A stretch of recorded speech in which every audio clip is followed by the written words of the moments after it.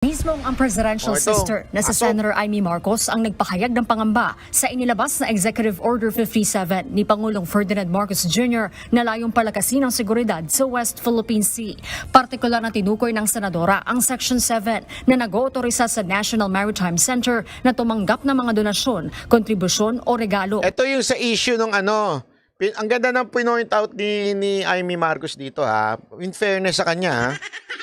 Senator Amy, in fairness sa'yo, I like this. Hindi kasi pinoint out niya dito. Di ba yung sinasabi doon sa Coast Guard na kesyo may Chinese na mga tumutulong or something like that. Tapos kinulayan na naman nila. Sa panahon ni Duterte nangyari yan eh. Eh ipatawag yan. Sabi ni nung matandang aswang doon sa kamera. Yung aswang na babae doon, yung ano ba ito? Yung mangkukulam doon sa kamera.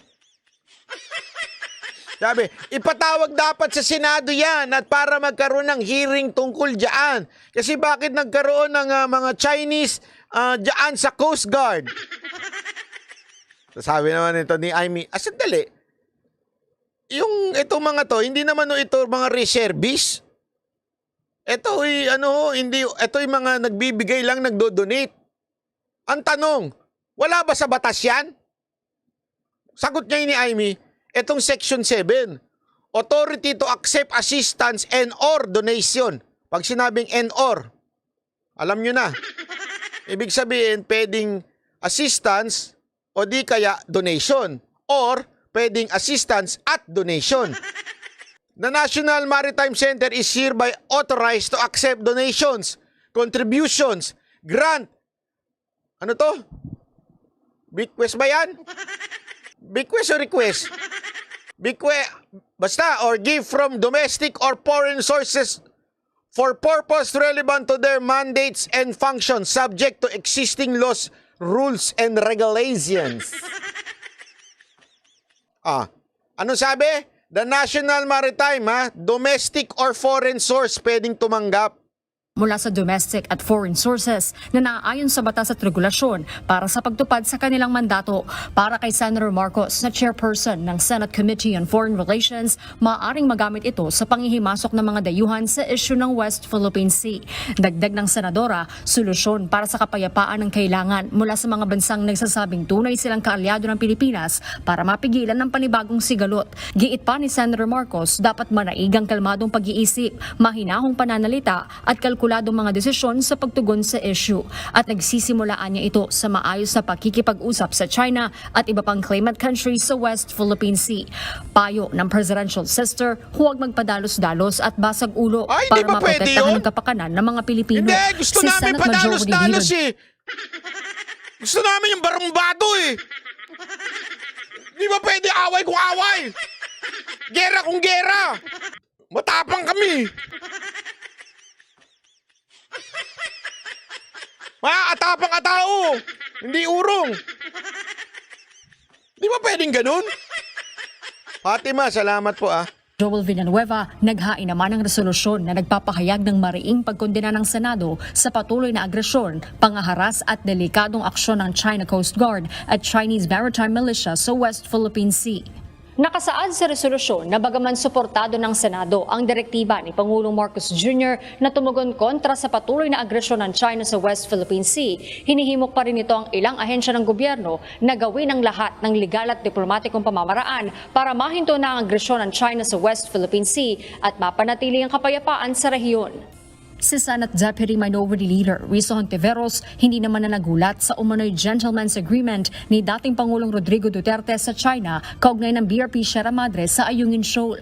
Para sa senadora, kilala naman ng dating Pangulo na inuuna umano ang relasyon sa China kaysa sa national interest ng Pilipinas. Wow, Hontiveros! Inuuna daw ni Duterte ang China bago ang ating sarili, ang ating bansa. Ito lang, simpleng-simple lang, Hontiveros. Kailan mas maraming magulo? Nung panahon ni Duterte o panahon ninyo ngayon? Kasama ka na nga sa administrasyon ngayon eh. Hindi ko nga alam ba't tinawag kang oposisyon. Totoo. Saan ho ba talagang may pag-focus pa doon sa pagkamay?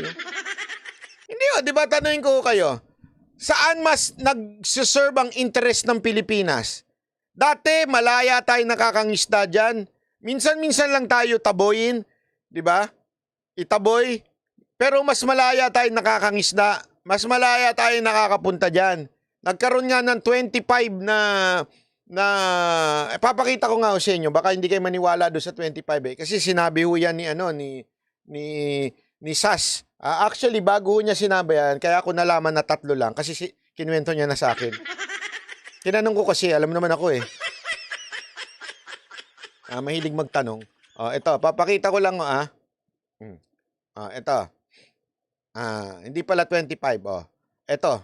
Pakita lang natin. Sana yun? Ito. Ayan. Nung panahon ni 28 resupply mission. Ayan Ilan lang ang napigilan. 'Di ba? Ilan lang. Ang tanong ngayon, ngayon ba ilan yung talagang na masasabi nating na naantala. Kasi nga po, ang interes natin napaka-importante inuuna. Si Pangulong Duterte, kasi ang sinasabi ng mga kalaban, ano ka ba? Pro-China ka ba? Hindi ko kami pro-China. Hindi rin kami pro-America. Kayo puro kayo pro-America eh. Kami po'y pro-Pilipino. Ayaw namin na makawawa ang mga Pilipino doon. Ayaw namin silang itulak sa kapahamakan. Alam naman po natin na disgrasya ang mangyayari. Kung sakasakali, disgrasya ang mangyayari sa Pilipinas. Di ba ho? Ganun ang mangyayari. Bakit po natin pinagpipilitan? Pwede naman ho tayong makiusap na maayos. Pwede ho tayong ayusan muna. Yan yung sinasabi, huwag gamitin ng basag ulo, sabi nga ni Senator Amy. Huwag gamitin ng basag ulo para tayong mga sanggano. Porket mga bangag. Hindi ako sure Kaya para tayong basag ulo lagi.